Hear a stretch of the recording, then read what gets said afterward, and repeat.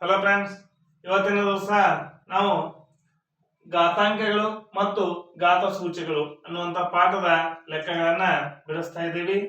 ಪ್ರಶ್ನೆ ಹೇಗಿದೆ ನೋಡಿ: ಕೆಳಗಿನವುಗಳನ್ನು ಸಂಕ್ಷಿಪ್ತಗೊಳಿಸಿ ಉತ್ತರವನ್ನು ಧನಾತ್ಮಕ ಘಾತ ಸೂಚಿ ಇರುವಂತೆ ಘಾತಾಂಕ ರೂಪದಲ್ಲಿ ವ್ಯಕ್ತಪಡಿಸಿ. ಹಾಗಾದ್ರೆ ಈ ಲೆಕ್ಕಗಳನ್ನ ಬಿಡಿಸಬೇಕು. ಬಂದಂತ ಉತ್ತರವನ್ನ ನಾವು ಧನಾತ್ಮಕ ಘಾತ ಸೂಚಿಯಾಗಿ ಬರ್ಕೋಬೇಕಾಗಿದೆ.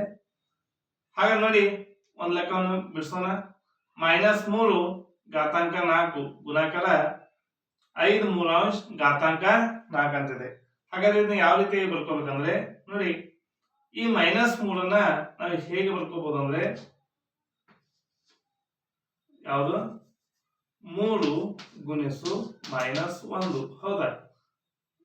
ಈ ರೀತಿಯಾಗಿ ಬರೀಬಹುದು. -3 3 ಗುಣಿಸು -1 ಬ್ರಾಕೆಟ್ 4. ಹೌದಾ? ಈ ರೀತಿಯಾಗಿ ಬರೀಬಹುದು ಗುಣಾಕಾರ. ಅದೇ ರೀತಿಯಲ್ಲಿ ಇದನ್ನ 5 ಮೂಲಾಂಶ ಘಾತಾಂಕ 4 ಇದೆ. 5 ಘಾತ 4 ಮತ್ತು 3 ಘಾತ 4 ಅಂತೇಳಿ ಬರೀಬಹುದು. ಈಗ ಇದನ್ನ ಬಿಡಿಸೋಣ. ಇದನ್ನ ಬಿಡಿಸಿ ಬಂದಾಗ 3 ಘಾತ 4 ಗುಣಿಸು -1 ಘಾತ 4. ಹೌದಾ? ಇದಕ್ಕೆ ಗುಣಾಕಾರ ಮಾಡ್ತಾ ಇದೀವಿ. ಆಮೇಲೆ 5 ಘಾತ 4 ಇಲ್ಲಿ 3 ಘಾತ 4. ಇಲ್ಲಿ ನೋಡಿ, 3 ಘಾತ 4 3 ಘಾತ 4. ಹೌದಾ? ಕ್ಯಾನ್ಸಲ್ ಆಯ್ತು. ಹೌದಾ? 3 ಘಾತ 4 3 ಘಾತ 4 ಏನಾಯ್ತು? ಕ್ಯಾನ್ಸಲ್ ಆಗಿ ಹೋಯ್ತು. ಈಗ ಇನ್ನೇನು ಹೋಯ್ತು ನೋಡಿ, 1 ಘಾತ 4 1 ಘಾತ 4 ಅಂತಂದ್ರೆ -1 ಗುಣಾಕಾರ -1 ಗುಣಾಕಾರ -1 ಗುಣಾಕಾರ -1 ಗುಣಾಕಾರ 5 ಘಾತ 4 ಅಂತೇಳಿ ಹೇಳ್ತಾ ಇದ್ದೀವಿ.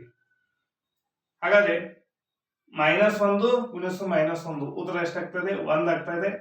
-1 -1 ಇದು 1 ಆಗ್ತಾ ಇದೆ. 1 ಒಂದ್ಲೆ ಎಷ್ಟಾಗ್ತಾ ಇದೆ? 1 ಆಗ್ತಾ ಇದೆ. ಇದಷ್ಟು ಗುಣಾಕಾರ ಮಾಡಿದಾಗ 1. ಆಮೇಲೆ ಇಲ್ಲಿ ಏನಿದೆ?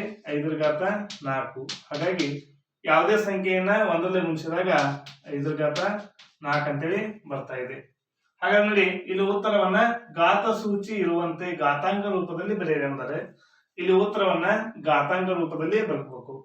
ಹಾಗಾದ್ರೆ ಇದ್ರ ಉತ್ತರ ಎಷ್ಟಾಯ್ತು? 5 ಘಾತ 4. ಅದೇ ರೀತಿಯಲ್ಲಿ ಇನ್ನೊಂದು ಲೆಕ್ಕ 3 ಘಾತ -7 ಭಾಗಾಕಾರ 3 ಘಾತ -10 ಗುಣಾಕಾರ 3 ಘಾತ -5. ಇಲ್ಲಿ ನೋಡಿ, ಇಲ್ಲಿ ಘಾತಾಂಕಗಳ ಎರಡನೇ ನಿಯಮವನ್ನ ಅಪ್ಲೈ ಮಾಡಬೇಕು.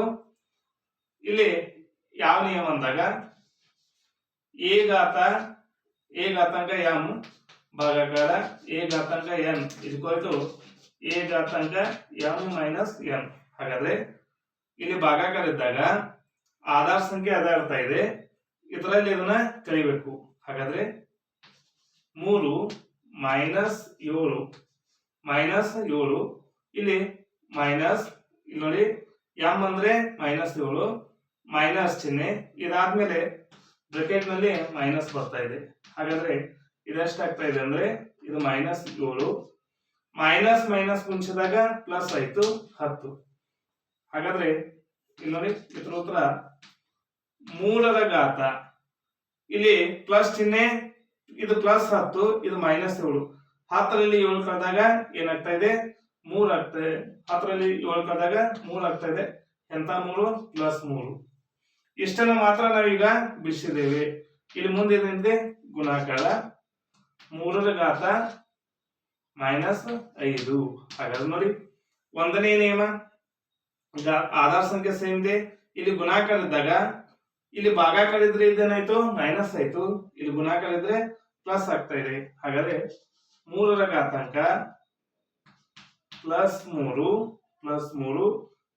ಅಂದ್ರೆ m ಇದ್ದಂಗೆ ಇಲ್ಲಿ ಪ್ಲಸ್ ಎಷ್ಟಾಗ್ತಾ ಇದೆ?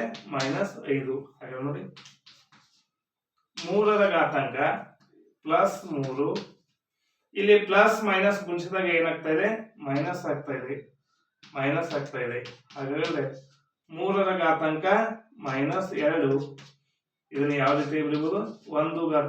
1 ಡಿವೈಡೆಡ್ ಬೈ 3 ಘಾತ 2 ಅಂತೇಳಿ ಬರೀಬಹುದು.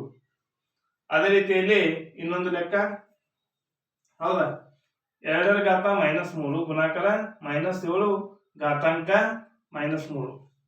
ಇಲ್ಲಿ ಘಾತ ಸಂಖ್ಯೆಗಳು ಒಂದೇ ಆಗಿದಾವೆ, ಆಧಾರ ಸಂಖ್ಯೆ ಬೇರೆ ಬೇರೆ ಆಗಿದೆ. ಹಾಗಾದ್ರೆ ಇದನ್ನ ಯಾವ ರೀತಿಯಾಗಿ ಬರೀಬಹುದು? a ಗುಣಿಸು b m, ಹೌದಾ, a ಗುಣಿಸು m ಗುಣಾಕಾರ b ಗುಣಿಸು m ಅಂತೇಳಿ ಬರ್ಕೋಬಹುದು. ನೋಡಿ, ಇದು ಈ ರೂಪದಲ್ಲಿದೆ. ಹಾಗಾದ್ರೆ ಇದನ್ನ ಏನ್ ಮಾಡಬೇಕು? ಈ ರೂಪದಲ್ಲಿ ಬರೀಬಹುದು. a ಅಂದ್ರೆ 2 ಗುಣಾಕಾರ b ಅಂದ್ರೆ -7, ಘಾತಾಂಕ ಎಷ್ಟಾಗ್ತದೆ? m ಅಂದ್ರೆ -3. ಹಾಗಾದ್ರೆ 2 14 -14 ಘಾತಾಂಕ -3. ಹಾಗಾದ್ರೆ ಈ ಘಾತಾಂಕ ಸಂಖ್ಯೆ ಪ್ಲಸ್ ಆಗ್ಬೇಕಂದ್ರೆ ಈ ಸಂಖ್ಯೆಯನ್ನು ನಾವು ಏನ್ ಮಾಡ್ಕೋಬೇಕು? ಕೆಳಗಡೆ ಬರ್ಕೋಬೇಕು. -14 ಘಾತಾಂಕ, ಇದು ಮೈನಸ್ ಇದ್ದದ್ದು ಏನಾಗ್ತಾ ಇದೆ? ಪ್ಲಸ್ ಆಗ್ತಾ ಇದೆ. ಈ ರೀತಿಯಾಗಿ ನಾವು ಲೆಕ್ಕವನ್ನ ಬಿಡಿಸಬಹುದು. ಈ ವಿಡಿಯೋ ನಿಮ್ಗೆ ಇಷ್ಟ ಆಗಿದ್ರೆ ಲೈಕ್ ಮಾಡಿ, ಶೇರ್ ಮಾಡಿ, ಸಬ್ಸ್ಕ್ರೈಬ್ ಆಗಿ. Thank you.